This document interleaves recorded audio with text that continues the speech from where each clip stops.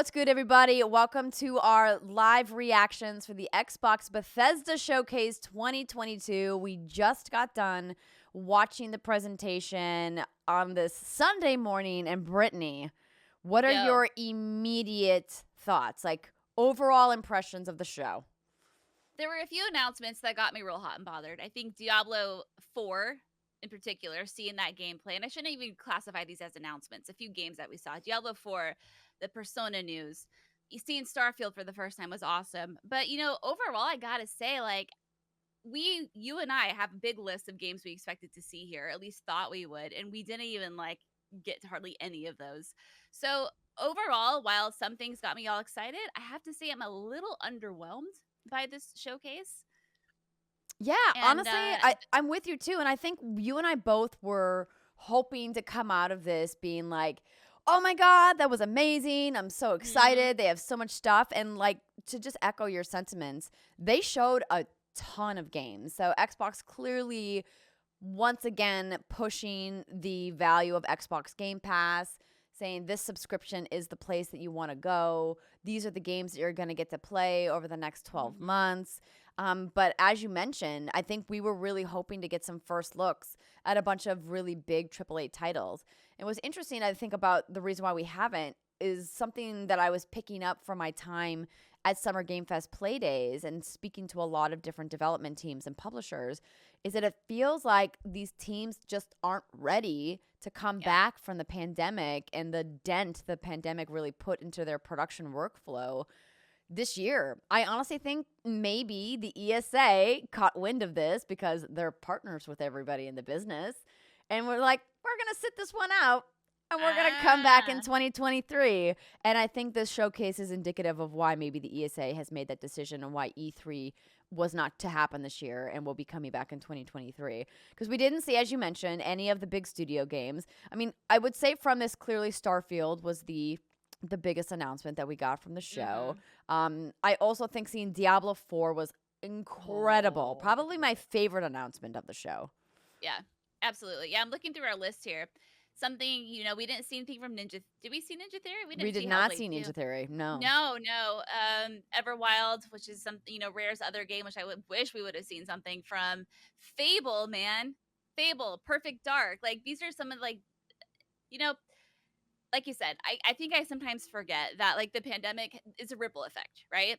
And how all those studios had to pivot, like that doesn't go without consequence. And we're only a couple years post pandemic, and game development is hard. It takes a very long time. There's a lot of moving pieces to that. And so when you disrupt that system, of course, it's going to cause a lot of delays and a lot of issues in production. And, we're not out of the woods yet when it comes to that. But I'll say what I've said all along is I think Xbox has an incredible foundation. And looking at this great list of games that you and I put together, once these things start coming out, I think we're gonna be like, holy shit, like we're gonna get that moment, but we're just not there yet. Right. So the folks over at Polygon took that screenshot that they Okay. showed in the middle of the showcase where they're like, these are all the games that are coming to Xbox Game Pass. And the list of games includes Naraka Blade Point, Elder Scrolls Online High Isle, As Dusk Falls, Forza Horizon 5 Hot Wheels, Sea of Thieves Season 7, Somerville, A Plague Tale Requiem, Valheim, Warhammer 40,000 Darktide, Grounded, Lightyear Frontier, which was one of my favorites, which we're going to talk about, Fallout 76 The Pit, Overwatch 2, High on Life, Atomic Heart, Gunfire Reborn, Persona 5 Royal, Scorn, Oh, Pentiment, Halo Infinite Season 3, Microsoft Flight Simulator 40th Anniversary Edition, Party Animals, Slime Rancher 2, Hello Neighbor 2, and the Callisto Protocol. And for wow. 2023, for Game Pass, Diablo 4, Redfall, Starfield, Forza Motorsport, Minecraft Legends, Ara, History Untold, Wolong, Fallen Dynasty, Stalker 2, Flintlock, Siege of Dawn, Ayuden Chronicle 100 Heroes, League of Legends Wild Rift, Valorant, Teamfight Tactics, Legends of Runeterra, Arc 2, Resident Evil 4, Persona 3 Portable, Persona 4 Golden, Replaced, Erebon Shadow Legacy, Ravenlock, Dead Space, The Last Case of Benedict Fox, and Cocoon. Hot diggity damn, baby girl. That's a lot of shit. That's a fucking list.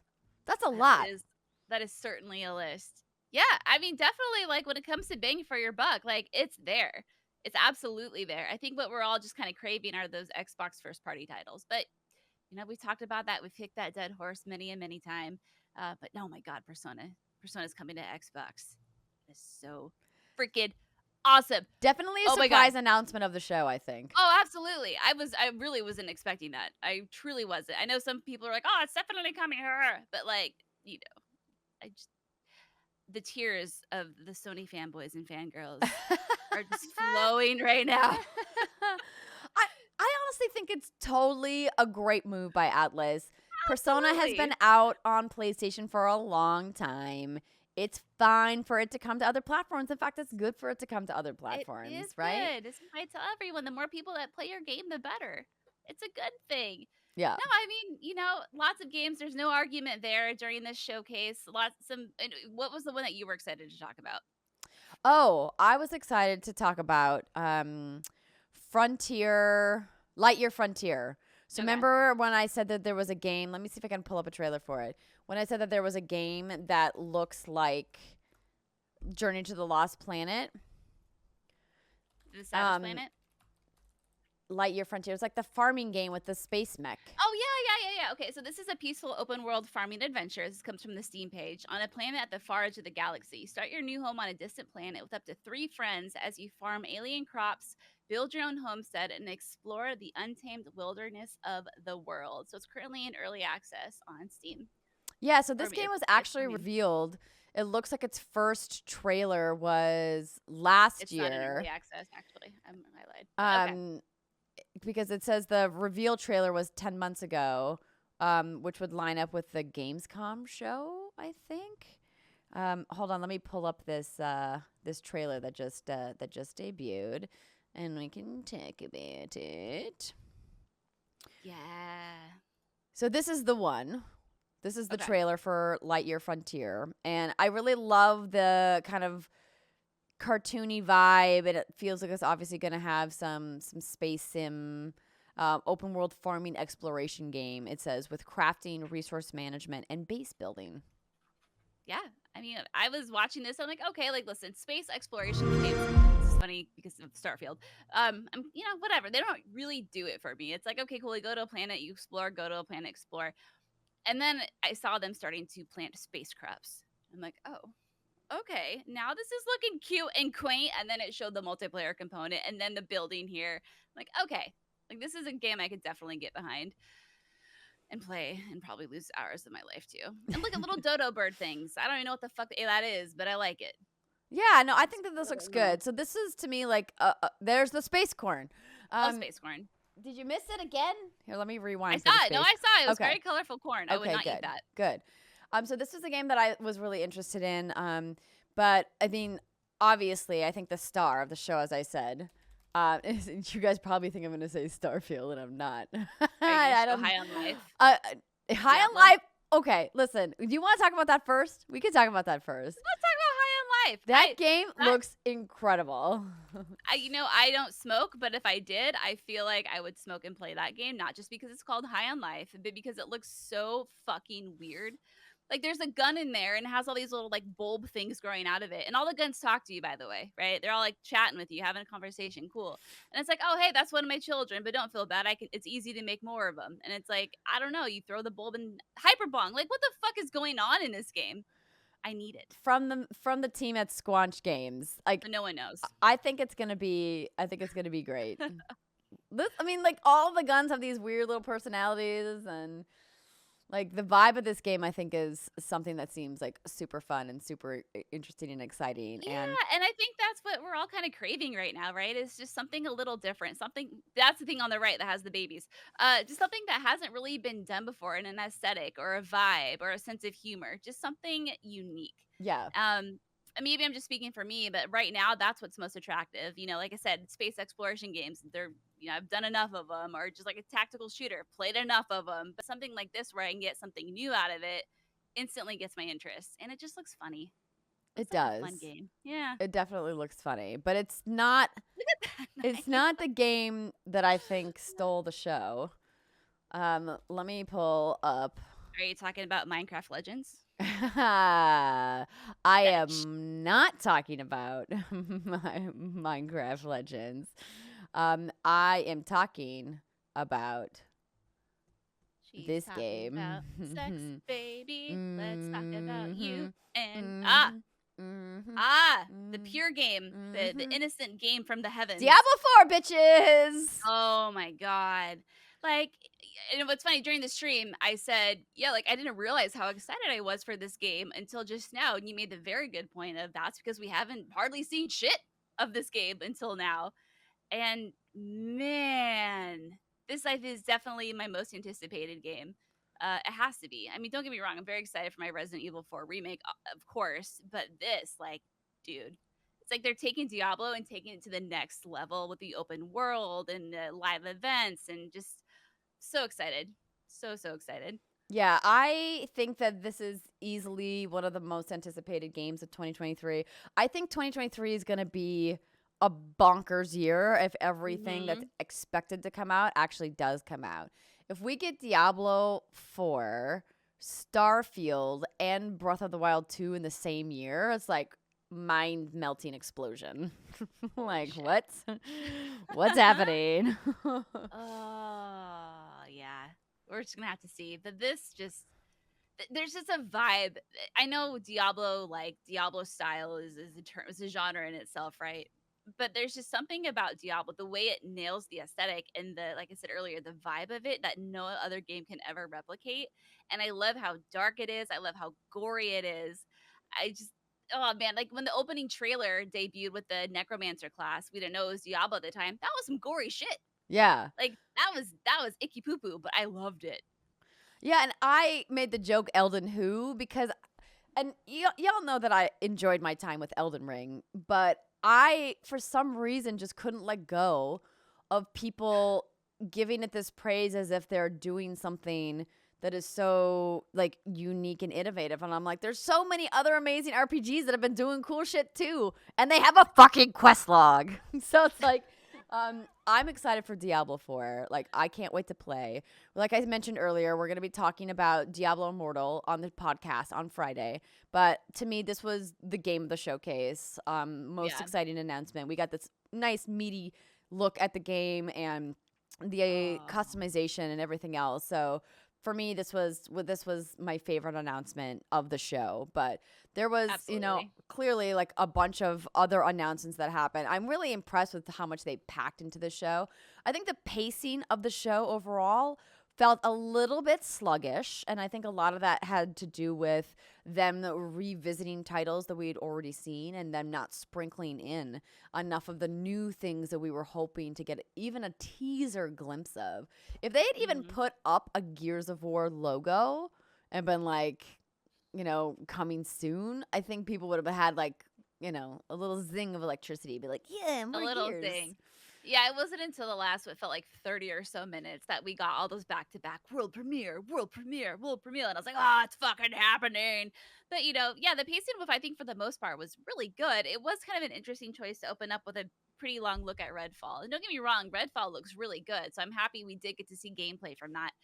But we were saying before the stream, like, what if they open with Starfield? Holy shit, that would be such a banger. But now that we've seen the showcase, I think there just really wasn't enough to really follow up with that. Like, what do you close out with if not Starfield with everything we've seen during this showcase? So, uh, Yes.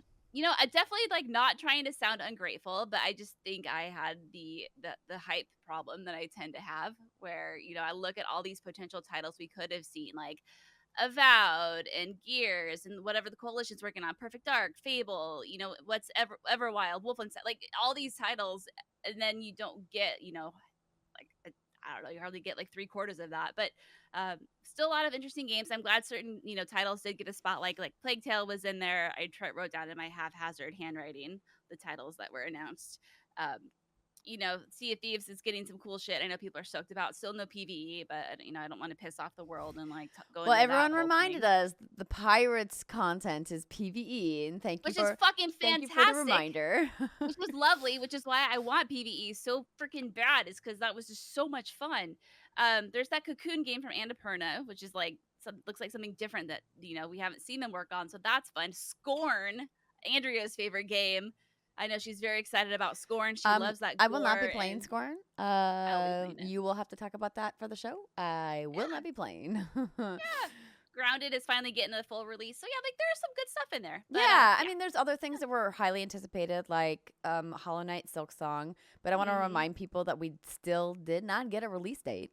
We just got to see a little bit more of it. And I think that, it kind of echoes a lot of what happened here. We finally got confirmation that Hideo Kojima is going to be working with Microsoft on a project, but didn't say anything about it other than like it's sure to be weird because it's nothing he's ever done before, and he's exploring like the far reaches of his creative weird brain that's inside that head. Listen, this guy, the things that he thinks up are like I don't even know where they come from. We did also get the news that Overwatch 2 is going to be launching into early access in October of this year and is going to be free to play. I mean, some of that news we already kind of had. I think also another kind of highlight for me was the look at Obsidian's new RPG, Pentiment.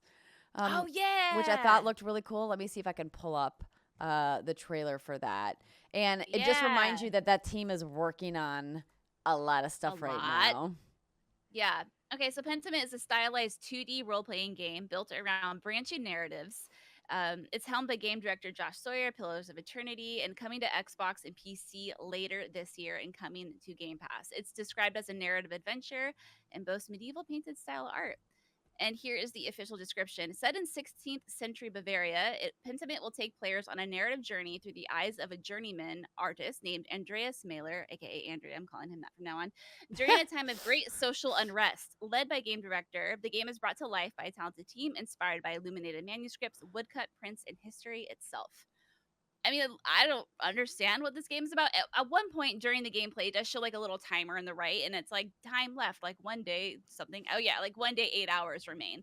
So I'm wondering, like, what's that all about? Is this like Majora's Mask bullshit going on? I don't like being timed. Well, then maybe you won't like this game, Britt. That's okay. I'm gonna give it a shot anyway. It's Obsidian. They get an automatic play for me for everything they do. I mean, they're deserving of that. I think another big announcement that I wasn't expecting, even though I have been anticipating Riot bringing League to consoles for a long time, was the full partnership that they announced to give people this crazy list of unlocks for Game Pass subscribers. So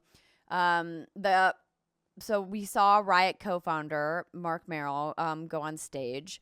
And he announced that Xbox Game Pass will be getting all League of Legends champions, Valorant agents, and Wild Rift champions in Game Pass Ultimate. Let me make sure I add that word.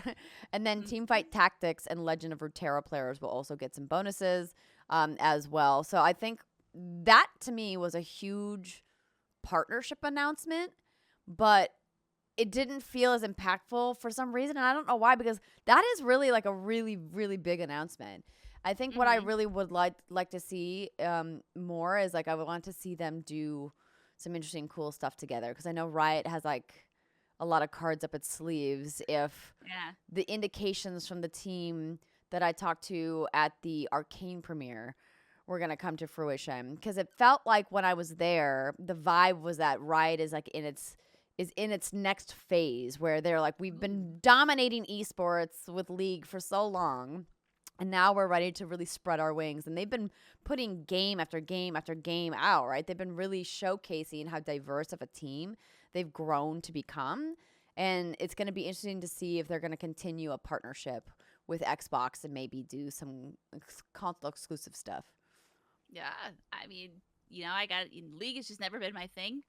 I like League and I like the Riots because our baby girl Christine Steimer yes works there. Shout out to Steimer. I mean, hey, like, cool, make more money, League, get more people to play your game. I will just sit here and nod on the sidelines and golf clap for you. Yeah. Well, and listen, Jen, I want to be clear. Wild Rift was developed for mobile, but you can of course play it on console. I would like to see them develop something specifically for console. So that's my wish. And I agree with you that I don't think Valorant is going to come to consoles, but it could. They would just have to obviously lock matchmaking. There would be no crossplay, right? That would be hilarious. Hilariously bad for people like me who play on sticks, which is why I stopped playing Valorant because I suck at KMB. But It's a wonderful game, and I think like what they've done with it is really interesting. But I would like to see them create something specifically for console players because that's me. I like my console. That is you. Are you looking for something to take the place of Paragon? I do, and I think a lot of people have reached out and been like, "Oh, have you seen like the fan-funded and fan-created like Paragon spiritual successors?" And I have, and I know that there's other MOBAs on console, and I could just play on my phone like everybody else, but I don't. Again, it's like I don't know if I have time right now to get into a MOBA because I put like almost 1,000 hours into Paragon. I ain't got that kind of time anymore. Oh, yeah. I will I in feel like you. a couple years maybe, but not right now. Ooh, you know what game actually also looked really good is Ravenlock. Oh yes, that's a good call out. Yeah, so this comes from GameSpot. So it's obviously, it looks like it's pulling imagery from inspirations like Alice in Wonderland. That's what we said during the stream as well. You can see enemy knights made of cards and an evil queen creature that is representative of the Queen of Hearts. It just looks very different. There's kind of this interesting mashup of art style and just kind of a weird vibe of like you're on some sort of drugs, which is like, kind of a fun thing. So it's a fairy tale story about a young girl and her quest to fulfill a dangerous prophecy. It's an action-oriented RPG. And there you go, coming out in 2023 to Xbox One, Series X, S, and PC. And it's a day one Xbox Game Pass title. As almost everything in the showcase Yeah. or everything in the showcase was, right? I think that sounds about right. I don't know if there was something that wasn't announced for Game Pass. I don't even know. Add to the bingo card next year, like we said. Yeah. You almost gotta just have them say at the top of the show, everything in the show is Game Pass. Is coming to Game Pass. You know what we didn't get, which made me kind of sad, is there's never been a better time to be a gamer. Like, it's just one of those, like, someone needs to say it this summer or I'm going to actually feel really sad about it. I know I poke fun at that saying all the time in that phrase, but it is. Do you want me to say it? It's not as impactful. You mean Yeah, somebody actually, that's like important. I need someone in a t-shirt and a blazer and jeans on stage to say it while clasping their hands together. Like, that's what. Can they be wearing like really obscure but really artsy sneakers? Yes, that's exactly it. The black shirt with the logo, the blazer, and some bright ass shoes. And then kind of like put the hands together like this. I like it. Yeah. Well, let me just take one last peek at this. We will, of course, recap most of this for the show that's coming up on Friday as well. But we got a look at Arc 22. Of course, Vin Diesel is back. What? Andrea, we haven't even talked about Starfield. Oh, you want to talk about Starfield? Of course we need to talk about Starfield. I'll pull up Starfield. Okay. Okay, yeah, so Starfield, we got a gameplay reveal trailer, ladies and gentlemen. We got to see some of the towns or settlements, whatever they are. We got to see a moon that was pretty barren. Got to see some combat. I mean, we got to see like a little the crafting. You can build your own spaceship and your own base, and got to see some characters. And I think for me, and I've said this since pretty much day one, the space setting, the exploration of the planets, it's just never really been the thing that gets me all hot and bothered. My jam is obviously more like high fantasy.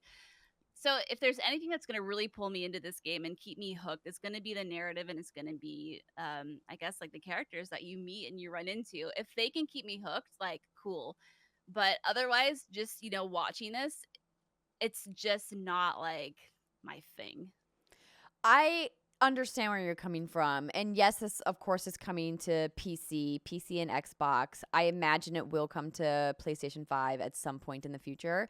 Obviously it's not coming to Nintendo Switch anytime soon, but Bethesda's been pretty good about porting their stuff to Switch, but a game of this magnitude and this scope, I think would be very very rough for a little Switchy.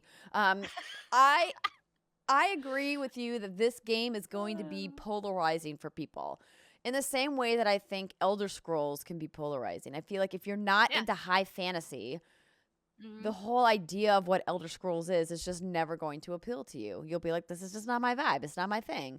And I think Fallout has that same thing as well, as like this very like post-apocalyptic vibe. And here with Starfield, it's like this is all about space exploration. But I think when you see the success of games like No Man's Sky, you can see the success of communities like Eve, or even some of the other, more space combat or space sim games that are out there. I mean, there's clearly a ravenous group of gamers who want to live and breathe this spacefaring world. Oh, yeah. And I personally kind of fall in the middle. I prefer high fantasy to space, but I trust and believe in Bethesda Game Studios as an RPG world builder that I'm going to get immersed and I'm going to fall in love and I'm Mm-hmm. going to find a really cool sense of belonging in this world, even if it doesn't feel like my first choice of a setting.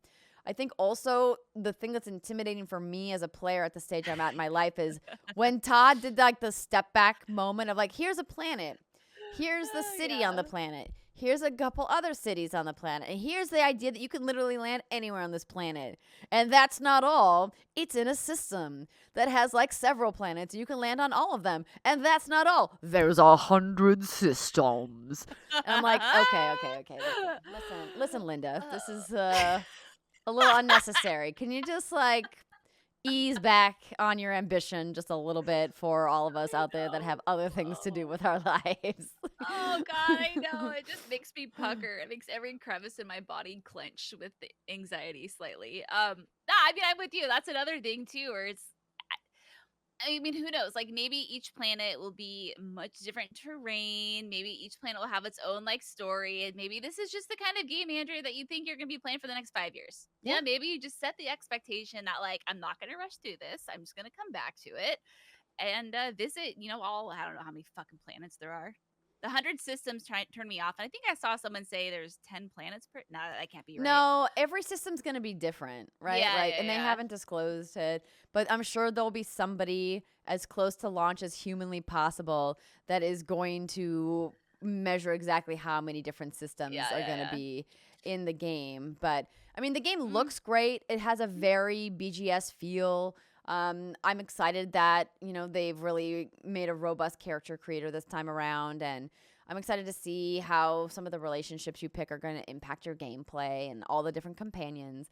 They also yeah. talked about a space station kind of building component, that you're going to be able to kind of create your own little space stations out there. And for me, I'm like, that part of BGS games has never been really appealing. I'm like, I don't want to spend time doing this. Especially when there's so much to explore. I'm like, I don't need a base build. I'm good. But am I going to Have an have to base automatic build? build. Probably. Yeah, and who knows? It could be really. It has been said there's over 1,000 planets to explore. Says Gianluca the Great. I don't know where you got that, but I mean, I'm not saying you're wrong. I'm not saying I don't believe you, but hot damn if that's true. But It's too anyway, many. uh, It's too many. You don't need that many. You could have told us over 100 planets to explore. We would be like, whoa, that's a lot. I don't know what to do. I'm just inherently I some of them are going to be samey, or they're not going to be very full of things because they can't be and they shouldn't be. right. But it's like it's okay to Oh, not. IGN reported that. Okay, well then, hey, it's probably legit. Like that's for someone, and that's cool. Here's the thing: as long as it's not necessary to explore every planet, as long as I don't have to do that, like I'm good. Put it there. Todd said so during the show. Okay, great. Sounds like it's official, ladies and gentlemen. But like I said, as long as it's not a required component to explore all 1,000 planets, I'll just have to turn off that little voice in the back of my head that's like, go check it out. You got to clear it off your list. There might be some resources there. Oh my God. We'll just have to see. Yeah. We'll see. Yeah. Whoo, boy. Well, that was fun. God, we haven't done one of those in a hot minute. A hot minute. It's true. Ugh. Well, thanks for joining us, everybody. Yeah, that was fun. This has been a really fun watch along. Shout out to everybody who joined us live on Twitch chat at twitch.tv/What's Good Games. Britt and I miss doing con coverage, miss seeing each other, miss seeing you guys, and we really appreciate that people like Bethesda and Xbox put together these showcases. So it gives us a reason to get together with you online, and obviously no shortage of wonderful video games that are going to be coming out over the next 2 years. In fact, it's too many. Everybody just stop making games for a little while. Can we maybe do that? Keep making Resident Evil, keep making Yakuza, and keep making Final Fantasy, and I think I'll be happy. But then, Brett, if they stop making games, people will be like, Andrea, then you're going to be mad at the showcase that there wasn't game announcements because there's no games that are being made. And I'm like, you're right. I can't ever be happy. Yeah, you're right. Am I You are cursed? kind of impossible. Yeah, it's okay. Like you just, I love you. But yeah, it's kind of impossible sometimes. Make you happy. Oh. Good job, John Drake. You've done the impossible. Oh my goodness. Well, we will be talking more about the showcase and what I saw at Summer Game Fest on the podcast this week. So if you guys aren't subscribed to the podcast, you can find it wherever you listen to podcasts, or you, of course, can check our channel at youtube.com/what'sgoodgames. Thanks again for everybody for joining us, and we hope you enjoy the rest of your Sunday. Bye, everybody.